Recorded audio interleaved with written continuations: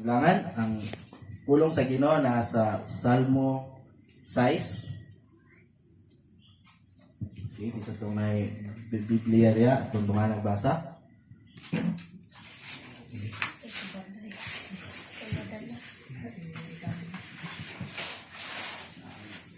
Nga, ang nakakita na, may amen.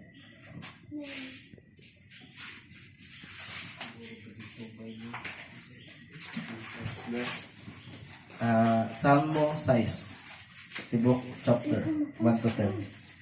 Ito mga nagbasa. Okay? Dito ka na to. Pag-ampo panahon sa kasamo. Ayaw ako hukmi o Ginoo diha sa imong kasuko. Ayaw ako siluti diha sa imong kapungod. Kaluy itaw nako kay ako luya na. Liguna ako kay ako wala na umoy. Nagantos ako pag-ayo o Ginoo, ug kanus-a pa ba kini matapos. Luwasa itaw nako o Ginoo. Ug tungod sa gugma mong walay paglubad, ilikay ako sa kamatayon. Dito sa lubnganan wala nay maghinumdum kanay kanimo dito sa Sheol. Wala nay magdaay kanimo. Sa tumang kagol, naluya na ako pag-ayo. Ug matagabi natumog sa luha ang akong higdaanan. Nang hubag na ang akong mga mata, ug halos dili na ako makita sa pagsigig hilang tungod sa akong mga kaaway. Palayo kanako kamong tanang dautan, kay gidungog sa Ginoo ang akong mga bako. Gidungog sa Ginoo ang akong mga pangaliya, ug gidawat niya ang akong mga pagampo. Ang tanan kong kaaway maulawan ug magantos pag-ayo sa kalit musibog sila. So taas siya verse 1 to 10, pero ako siyang gikuan sa title na po niya nga Pag-ampo panahon sa kasamo. So sa maong title Pag-ampo panahon sa kasamo nay pangutana. Unsaon man nato pag-ampo panahon sa kasamo? So karon ato i-discuss kung unsaon nato pag-ampo panahon sa kasamo. Na siya tulo ka punto ra. Una is humble ourselves before God. So atong i-humble atong kaugalingon. Okay. Kung ato i-humble atong kaugalingon sama sa maong pulong nga atong i-acknowledge nga mismong si King David diri nasulat niya ni nga maong pag-ampo panahon sa kasamo tungod kay siya nakasinati ni. Ang iyang kinabuhi sa panahon na ini is murag nikaagi gud siya kasamok ba kay nasulat man gyud niya ni nga maong mga pulonga. So sa bisan hari na si David, kusgan siya, maayo muaway, malamon. Apan wala niya lantawa ang kaugalingon niyang kahibalo, wala niya lantawa ang iyang kaugalingon nga kaalam, kusog, kundi iyang gihambol iyang kaugalingon at tubangan sa Ginoo. So pasabot ini nga siya mismo bisag hari na siya, malamon na siya, niduol siya sa Ginoo, nangayo siya og giya or nagpakahambol gayud siya before sa Ginoo tungod kay nasamok ang iyang kinabuhi. So muto siya una nga punto nga unsaon nato pag-ampo panahon sa kasamo. So sa makausap nga sa kinabuhi ni David nga mismong siyang hari na malamon na iyang kaugalingon iyang gipakahambol at tubangan sa Ginoo tungod kay iya jung gihunahuna nga wa gyud siya mahimo sa iyang kaugalingon bisag hari na siya. Humble siya. So muto siya unang punto nato nga ato dapat ihambol atong kaugalingon at tubangan sa Ginoo. Ang ikaduha is be honest sa Ginoo. So sa maong bersikulo ato pong basahon nga honest po kay si David sa iyang gipamunto diri. Ang iyang giingon sa verse 2 is kaluyin taon ako kay luya na. So mismong ang kaluyahon ni David honest siya nga isulti sa Ginoo. Una nagpakahumble siya. Pagka ikaduha iyang isulti tanan iyang kagulaanan, tanan iyang kasakit.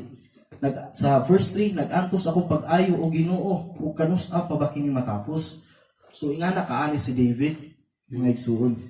So sa ato pud kinabuhi nga kita mismo nga usas mga anak sa Ginoo, ato pud ay nga kanang muduol ta niya panahon sa kasamok is magpaka-honest pud ta kung unsay atong tumong sa Ginoo, unsay sulod sa atong kasing-kasing, nakasala ba ta, nakasala ta sa tago, nakasala ta sa mga intensyon, ato man isulti, isugi nato tanan sa Ginoo.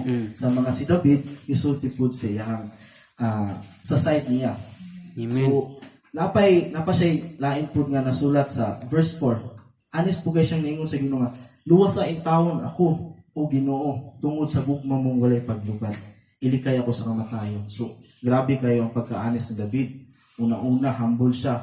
Ikadua, nagpaka-honest po siya. So, moto siya, ikaduang punto po nga atong nasayran nga sa pagduol sa Ginoo, labi na sa panahon sa kasamo nga kuha na guta, be honest sa Ginoo ra gyud. Tungod kay sama sa mao pong kanta na pamlandong po nga wala gyud nalilong sa Ginoo, wala gyud nalilong kaniya bisan asa ta moadto nagubay Yes. siya kita gyud niya tanan natong buhat. So ano pa mang bakak pa man ka bisag goal na kay ka bisag kapoy na kay ka anong mayon pa man ka nga kaya pa nako ni. Di ba? Nga mismo ang Ginoo wa man gyud nalilong sa Ginoo. So anong mamakak pa man ka sa Ginoo. So what if isulti na lang nako sa Ginoo diri sa kung unsay nasod sa atong kasing-kasing. Amen. Kung naluya ba ta, nawala na ba tag paglaom, ito isulti tanan sa Ginoo. Amen. Amen.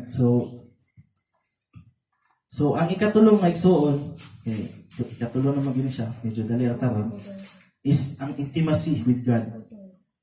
So unsa man ang intimacy with God? Sa intimacy with God is mura ni siya mamalanungan nato ni nga mura ni siya usa ka amahan ginikanan ug ang anak. So masayra nato nga ang atong anak is himaray kayo sa ginikanan. Di ba ma-feel nato ang intimacy? Ma-feel nato nga ala nay gapalangga din ako. Ingana di ay dapat natay intimacy sa Ginoo, natay kasuod sa Ginoo. Masayra nato kung atong ang mga anak kung magparehig sa Ginoo, magparehig sa ilang ginikanan.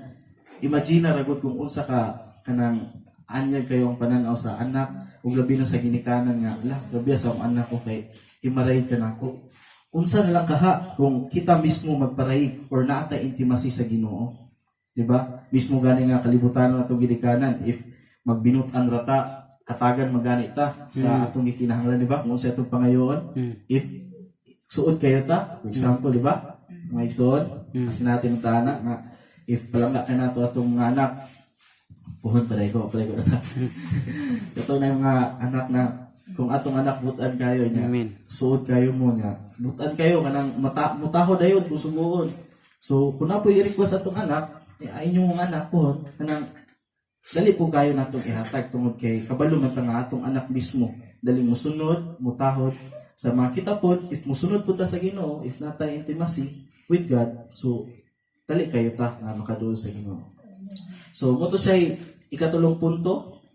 Una is be humble before God, ikadua be honest before God, and ikatulo is intimacy with God. So mo to siya ang pangutana sa una is unsaon pag-ampo panahon sa kasamok. So tungod kay kung nabati nato ang kasamok sa atong kinabuhi, ato ra hinumduman nga magpaka-humble lagi ta sa tubangan sa Ginoo ug honest lagi ta kaniya. Ug ato i-cultivate ang intimacy ang atong relasyon sa Ginoo. Tungod kay kung basahon po nato sa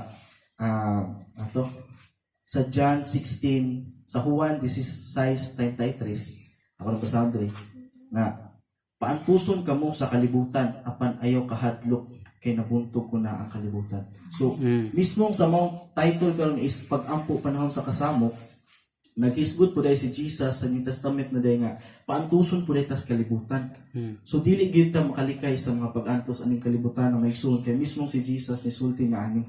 Paantuson kamo sa kalibutan apan ayaw kahadlok kay nabuntog ko na ang kalibutan. Pero naay nakanindot ani may igsoon. Gisulti ko kini kaninyo aron makabaton kamo kalinaw pinaagi sa inyong pagkahiusa kanako.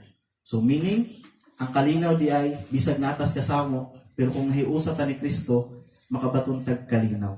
Amen, di ba? So tapuson ta mo sa usa ka quote nga peace is when you know God despite of turmoil in our lives. So sa Bisaya pa, ang kalinaw di ay mga igsoon is nga bisan pa sa kagulyang sa atong kinabuhi, bisan pa sa kasamong sa atong kinabuhi, pero atong i-acknowledge ang presensya sa Ginoo. If kabaluta nga naatay Ginoo sa atong kinabuhi, sama sa Juan 16 nga naay Ginoo diri nga pinaagi sa inyong pagkahiusa kanako. Kung nahiusa dita na ni Kristo di ay makabaton dita kalinaw, bisan pa kung sa pang makahimtang sa atong palibot, kagulyang sa atong palibot. So mula itong mga igsoon, atong pulong karon, ang pulong sa Ginoo nga ipadayag. And I hope na nga mapamalungan na to. I hope na ma-apply na to sa itong pagkinangbuhay ng kalibutan na. So, unsa na ito unang topic? Unsa ito unang punto? Unsaon pag ampo panahon sa kasamo? Una, be humble before God. Kadua is be honest before God. Ang ikatulo is intimacy with God. So, daghang salamat Mike. So, wala lain ng pasidunggan kundi ang buhing amahan. Praise our Jesus Christ. Amen.